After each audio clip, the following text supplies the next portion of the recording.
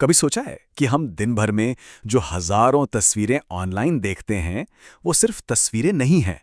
Social media से लेकर खबरों तक ये विजुअल्स हमारी सोच को बड़े ही चुपचाप तरीके से बदल रहे हैं। तो आज चलिए इसी छिपे हुए असर को जरा और गहराई से समझते हैं। पता है, एक औसत इंटरनेट यूजर हर दिन लगभग 6 घंटे और 40 मिनट ऑनलाइन बिताता है। ये जागने के समय का एक बहुत बड़ा हिस्सा है। और सोचिए, इस पूरे टाइम हमारे ऊपर विजुअल कंटेंट की बौछार होती रहती है। तो यहाँ एक बहुत बड़ा सवाल खड़ा होता है ना? ये जो अरबों तस्वीरें रोज इंटरनेट पर देखी जा रही हैं, वो हमारी सोच, हमारी पसंद नापसंद और दुनिया को देखने के हमारे नजरिए पर आखिर क्या असर डाल रही हैं? चलिए, इस पूरी बात की तह तक चलते हैं। सबसे पहले तो हमें उस पैमाने को समझना होगा जिस पर हम तस्वीरों को कंज्यूम करते हैं।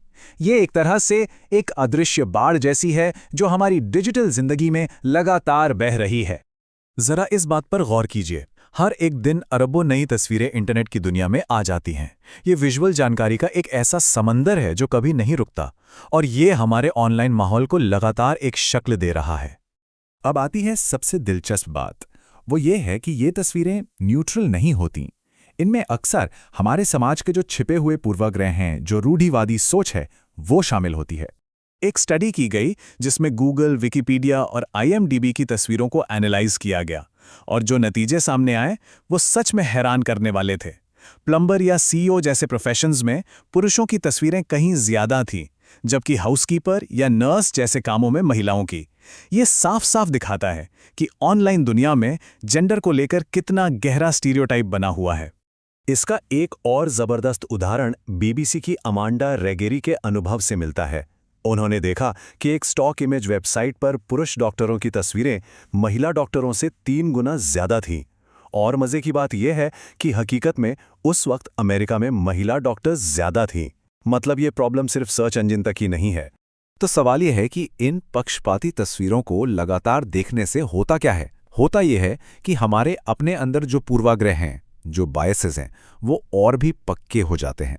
चलिए देखते हैं ये काम कैसे करता है। एक बहुत ही दिलचस्प स्टडी में लोगों को 2 ग्रुप में बांटा गया। एक ग्रुप को टेक्स्ट बेस्ड गूगल न्यूज़ पर कुछ खोजने को कहा गया, और दूसरे ग्रुप को गूगल इमेज सर्च यूज करने को। नतीजे चौंकाने वाले थे।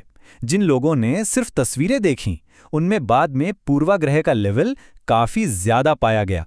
और रिसर्चर्स इसी ट्रेंड को लेकर बहुत चिंता में हैं, क्योंकि आज के जो सबसे पॉपुलर सोशल मीडिया प्लेटफॉर्म्स हैं, जैसे इंस्टाग्राम और टिकटॉक, वो तो चलते ही तस्वीरों और वीडियोस पर हैं।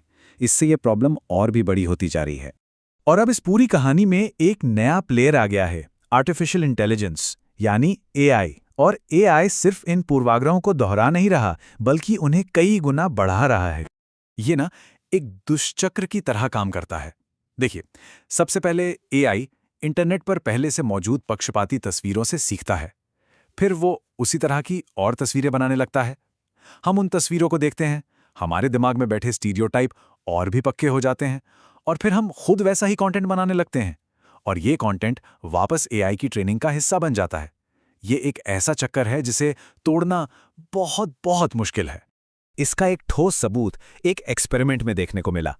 जब AI से डॉक्टर या CEO जैसे रोल की तस्वीरें बनाने को कहा गया, तो पता है क्या हुआ? लगभग हर बार एक ही तरह की तस्वीर सामने आई, एक पतले गोरे आदमी की। ये दिखाता है कि AI के नतीजे कितने एक तरफा हो सकते हैं। तो क्या इस समस्या का कोई समाधान है? अच्छी खबर यह है कि हम पूरी तरह से बेबस नहीं हैं। कुछ ऐसे कदम हैं जिनसे हम इस पर थोड़ा कंट्रोल पा सकते हैं। हाँ, ये सच है कि सबसे बड़ी जिम्मेदारी तो टेक कंपनियों की ही है, लेकिन उनकी कोशिशें भी कभी-कभी बैकफायर कर जाती हैं। जैसे गूगल के AI टूल जेमिनी ने डाइवर्सिटी दिखाने के चक्कर में कुछ ऐतिहासिक रूप से गलत तस्वीरें बना दी। इससे पता चलता है कि ये प्रॉब्लम कितनी कॉम्प्लेक्स है। पर हम अपने लेवल पर भी बहुत कुछ कर सकते हैं, जैसे अपनी सोशल मीडिया फीड को सोच समझकर चुनना, अलग-अलग बैकग्राउंड के लोगों को फॉलो करना, अपने सर्च करने के तरीके में बदलाव लाना, और सबसे जरूरी, स्क्रीन टाइम को कंट्रोल करना। ये छोटे छोटे कदम भी बड़ा फर्क ला सकते हैं। लेकिन इन सबसे ऊपर जो एक चीज है, जो सबसे शक्तिशाली उपाय है, वो है सिर्फ जागरूक होना। इस बात के प्रति अलर्ट रहना कि हमें कौन सी तस्वीरें दिखाई जा रही हैं और वो हम पर कैसे असर डाल सकती हैं। ये सोचना ही बदलाव की दिशा में पहला कदम है। तो अगली बार जब कोई तस्वीर स्क्रीन पर दिखे तो बस एक पल के लिए रुकना है और सोचना है कि ये तस्वीर क्या कहानी बता रही है और क्या ये दुनिया की असली तस्वीर है। ये छोटा सा सवाल हमारी सोच को बदलने की एक बहुत बड़ी शुरुआत हो सकता है।